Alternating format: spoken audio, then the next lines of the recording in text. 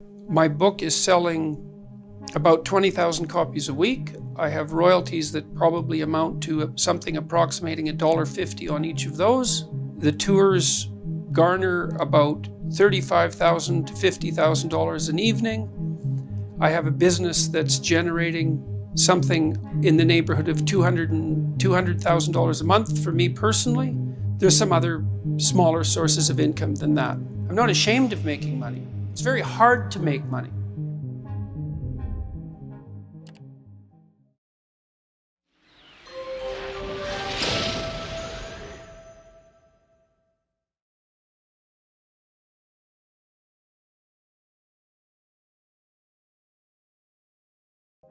This is something for those of you who might be entrepreneurially minded. Here's another thing that you have to understand. You can't really create a product and then launch it.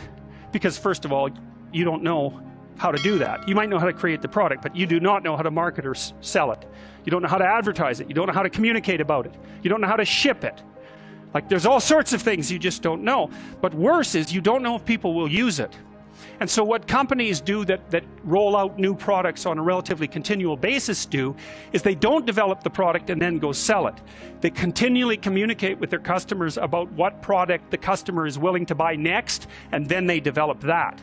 And so you have to have your market identified, and then you have to be in continual communication with the market while you develop the product. It's not, I build a better mousetrap and the world comes, marching to my door. That isn't how it works. You got to find out if someone wants to buy your stupid thing.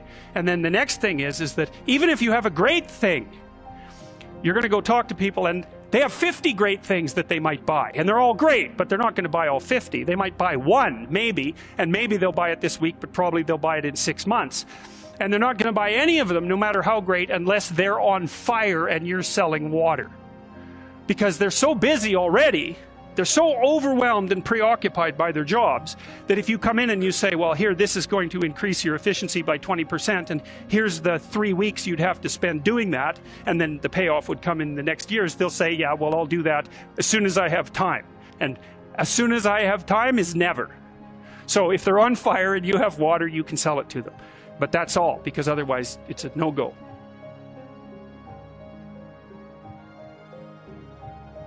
If you're an entrepreneur, you're going to be a lateral thinker.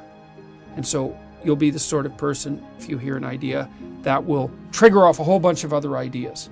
And you'll be motivated primarily by interest in pursuing your ideas. But your downfall is likely to be organizational administrative ability. So it's often useful for entrepreneurial types to pair themselves with managerial and administrative types. Yeah. There's this weird tension between doing one thing right, which is what you need to do if you've already decided what it is that you're doing, and scanning the landscape for something new to do that would be worthwhile. Those aren't the same enterprises. And so most companies are an uneasy marriage of entrepreneurial and managerial types. If you're high in openness, then you're oriented towards entrepreneurial activity. If you're high in conscientiousness, then you're oriented towards managerial activity. If you're high in agreeableness, customer service. Yeah. Disagreeable people, well, disagreeable people are they're also good for managerial positions if they're not too disagreeable. If you're extroverted, that tilts you towards sales. And so if you're going to hire someone for the job, you should first of all understand that every person isn't for every job, and you might as well match the person and the temperament to the job. And if you know your own temperament, then you can think, well, I'm an entrepreneurial type. I'm high in openness, but low in conscientiousness. It's like, well, Christ, you're going to be an implementation catastrophe. Yeah. You're not going to do the paperwork. You're not going to do the follow-up. You're a mess. So find someone who's orderly. Well, I can't work with someone who's orderly because they'll constrain me. It's like, yeah, they will, and you need it. There's something interesting about how your brain works. So if you want to make a really fine adjustment with your finger, the best way to do it is to push in one direction and then push against your finger with the other finger, because then you can make unbelievably tiny corrections. And so a system seems to work better if there's dynamic opposition. Because you'd think, well, I'd move a lot faster if everything got the hell out of the way. Yeah. It's like, not necessarily. You crash and burn quicker. Well, that's exactly it. And so, you said you partnered with someone who had traits that opposed yours. One of my partners is far more disagreeable than me. And I would say more orderly and way more skeptical. And I'm always out there going, well, we could do this, we could do this, we could do that. Here's an opportunity, here's another opportunity. And what he does is a lot of it is no. Yeah, a lot of it is no. And it's frustrating, of course, because if you're open, you see the landscape of opportunity.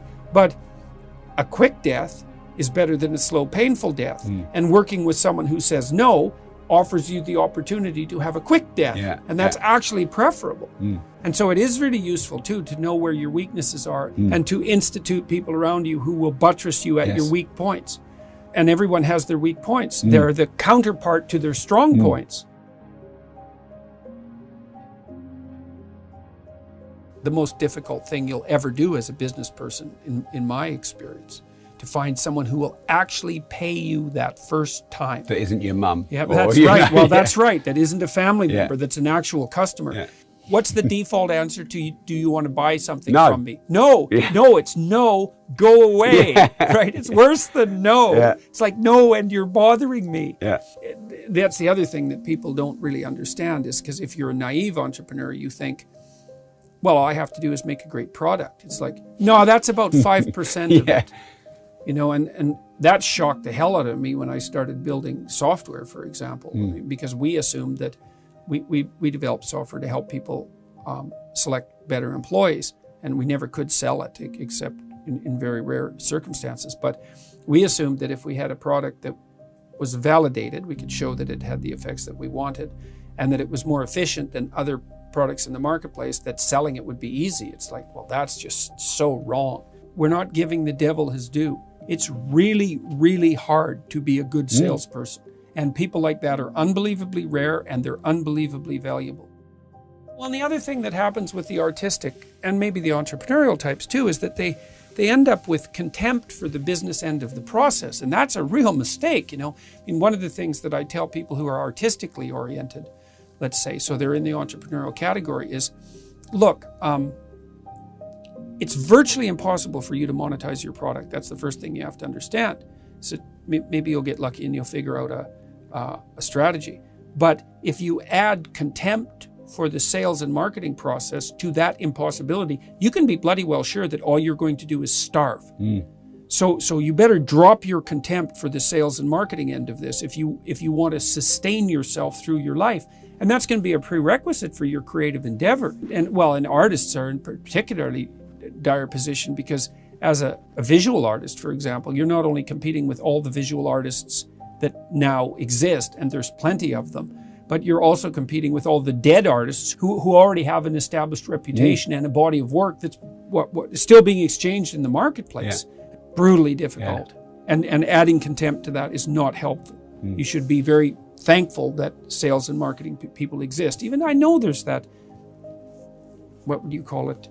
The mercantilist commercial element to it that is sort of, in some sense, you can consider it distasteful from the perspective of higher aesthetics, but don't confuse your ignorance of something important, sales and marketing, with your moral purity. That's a big mistake. It's a big ethical mistake, and you will pay for that.